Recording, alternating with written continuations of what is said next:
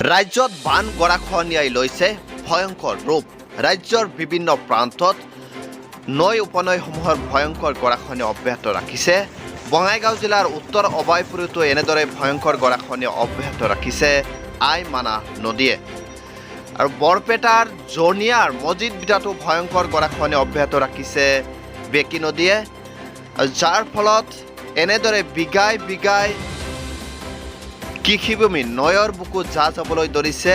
এয়া আমি বৰপেটা জিলাৰ জনিয়াৰ মজিদ বিটা আৰু চাউৰাচৰা পথাৰৰ দৃশ্যাংশ আমি দেখুৱাই আছোঁ। এনেদৰে ভয়ংকৰ গৰাখহনীয়া অব্যাহত ৰাখিছে গাঁওখনত।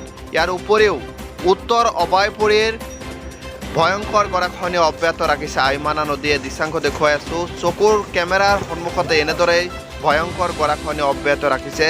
কিদৰে পকী ঘৰ এখন আইমানা নৈৰ কবলত পৰিছে আমি দৃশ্যাংশ দেখুৱাই আছোঁ লাইভ নিউজ নৰ্থ ইষ্টৰ দৰ্শকক। এনেদৰে ৰাজ্যৰ বিভিন্ন প্ৰান্তত বান গৰাখহনীয়াই লৈছে ভয়ংকৰ ৰূপ আৰু প্ৰকৃতি এক প্ৰকাৰ ৰুষ্ট হৈ থকা পৰিলক্ষিত হৈছে, যাৰ ফলস্বৰূপে এনেদৰে ঠায়ে ঠায়ে ভয়ংকৰ ৰূপ দেখা পৰিলক্ষিত হৈছে। ভয়ংকৰ গৰাখহনীয়াৰ লগতে বানপানীয়ে ভয়ংকৰ ৰূপ ধাৰণ কৰিছে। উত্তৰ অভয়পুৰীৰ দৃশ্যাংশ আমি এই মুহূৰ্তত দেখুৱাই আছোঁ। বঙাইগাঁও জিলাৰ কেইবা ঠাইতো বানে আৰু গৰাখহনীয়াই ভয়ংকৰ ৰূপ ধাৰণ কৰিছে। এনেদৰে আইমানা নদীৰ খহনীয়াই পকী ঘৰ নৈৰ বুকুত যাবলৈ ধৰিছে। ইয়াৰ উপৰিও প্ৰায় অৰ্ধ শতাধিক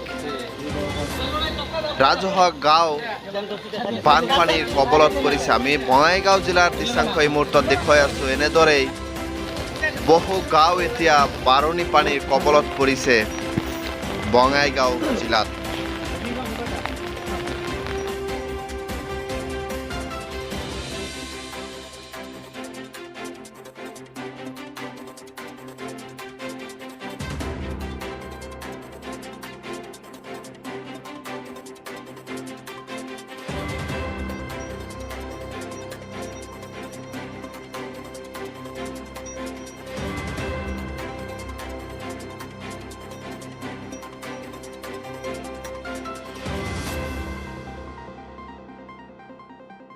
পৰিমাণে ক্ষতি হৈ গ'ল।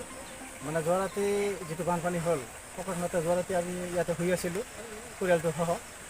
মানে পুৱা 3টামান বজাত মানে পানীৰ যিটো হম শব্দ হ'ল, সেই শব্দতে সাৰ পালোঁ। সাৰ পাই উঠি চাওঁ মানে পুৰা গৰাখহনীয়াত ভাঙি আছে। ভাঙি পুৱাতে মই ঘৰটো উঠাই লৈ গ'ল। যোৱাবেলি যদি দেখিলোঁ যথেষ্ট ক্ষতিসাধন হৈছে। চৰকাৰে হওক বিধায়ক হওক চাৰ্কেল অফিচৰ পৰা কিবা আপোনালোকৰ ব্যৱস্থা কৰি দিছে নেকি? কিবা অলপ দিছিলে সাহায্য না গৰাখহনীয়া ৰোধ কৰাৰ কাৰণে কিবা ব্যৱস্থা কৰিছিলে? মানে মাথাউৰি এটা দিছে, কিন্তু সেই মাথাউৰি যথেষ্ট পৰিমাণে মানে নিৰাপদ নহয়। অলপ পাছতে সেই মাথাউৰি ভাঙি যাব। এতিয়া আগৰ যি পৰ্যায় সেই একে পৰ্যায় হ'ব। চৰকাৰে কি আহ্বান জনাব? কি কৰিব এটা চৰকাৰক কি আহ্বান জনাব? চৰকাৰক কি ক'ম এতিয়া, আমাৰ ফালে গুৰুত্ব নিদিয়ে। আজি চৰকাৰৰ বসবাস কৰোঁ, আমাৰ মানুহ বেছিকৈ গণ্য নকৰে। খুব হাৰাশাস্তিত মাজেৰে আমি জীৱিকা নিৰ্বাহ কৰি আছোঁ।